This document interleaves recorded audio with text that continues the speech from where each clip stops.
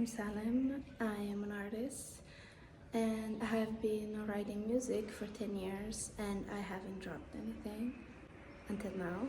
I am finally producing my very first EP and nothing. I just wanted to give a little bit of a backstory as to why that is and what's going on and why now.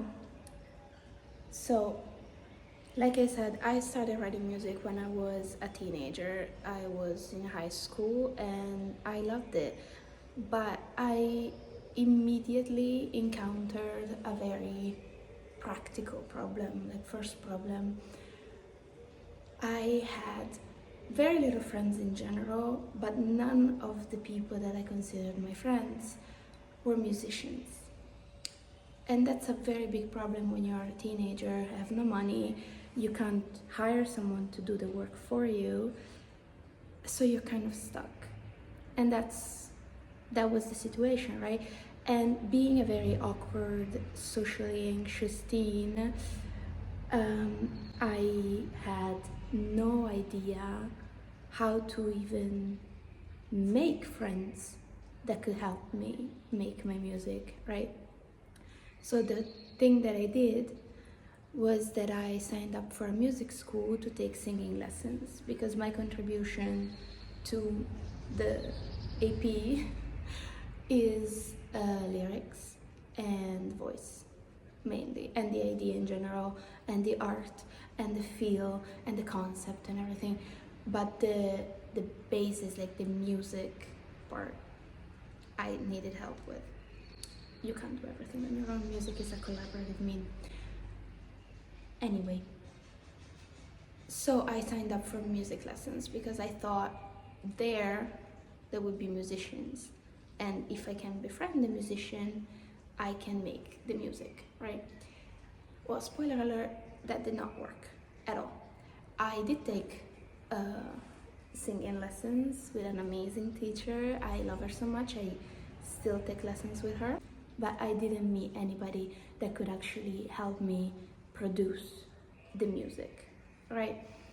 And I didn't know where to start. I didn't know how to bring the music from my page on my notebook to a finished product that could be listened to. And that's obviously an issue. That's what you want to do. Like, yeah.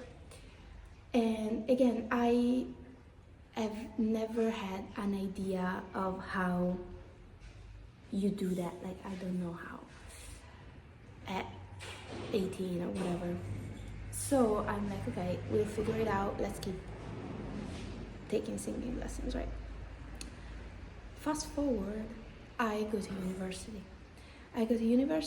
And I have some of the worst times of my life because I went to a somewhat artistic school, being an artistic person, and it was hell.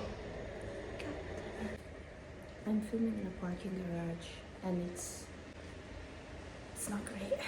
Anyway, like I said, I went to university and I had some of the worst years of my life. It sucked the joy out of making things, out of creating artistically, and it was both professors and peers. It was just a bad mix for someone who is not good in social settings. I don't know, it was a mess. It was a mess. I did meet some wonderful people, a few wonderful people, but overall, university destroyed me artistically. It took me finishing my degree to even just paint again. It was a nightmare. Overall, it was a nightmare. And I also quit music lessons because I was like, this is getting nowhere. I don't know what to do. And also, I feel like there is this moment, or at least I had it, I don't know, in your early 20s when you're like, I'm an adult now. I need to get serious about life and, you know, be realistic about stuff. And I combined this feeling of I'm too old. I was 21. I I'm too old to do anything that brings me joy anymore. Adults can have hobbies. I don't know, I have so many hobbies now that I'm older, but at 21, I was like, no, you need to get serious about your career.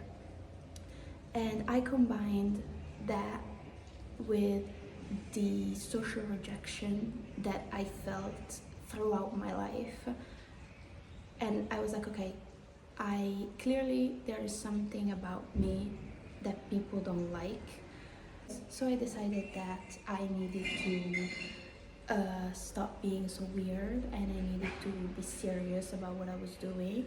And so I stopped creating music entirely. I was very depressed. I was very demotivated with anything that I was doing. And so I started working, and I became the most mainstream preppy person ever. Like, I had red hair, like I was a ginger at a certain point, because I felt that the more normal I looked, the less people were gonna notice my other weirdness that unfortunately I can't change. I can't really change the way that my brain works. So, but I could change my appearance. So I was like, okay, let's just get very normal. Let's just try to blend in as much as possible. And I stopped creating anything until the beginning of this year, where I went with a friend to a concert, and it was an amazing experience.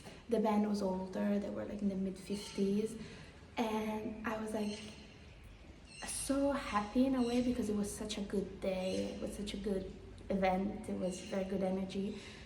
But I also got very, very sad, because I was like, if I continue with this decision that I made to conform, I guess, in a way, if I continue with that, I would be 50 and I would be working in a corporate office with no hobbies. Like, my life is my work and everything. And I will look back at my 20s, where I thought that I was so grown and such an adult that I needed to be serious, and I couldn't be myself, and I was going to hate myself because I never even tried. I never lived the experience that I wanted to bring into the world. So that was a turning point for me, and it was at the beginning of 2025.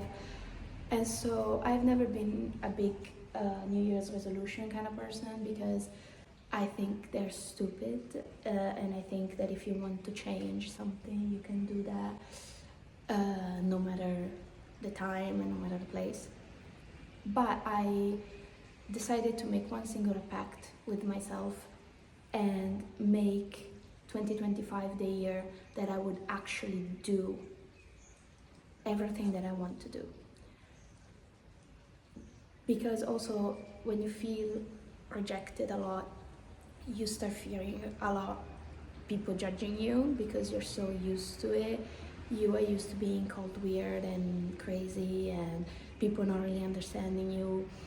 And so it's always difficult to put yourself out there, especially artistically speaking, because usually art is a reflection of what you feel, who you are. So it is very vulnerable.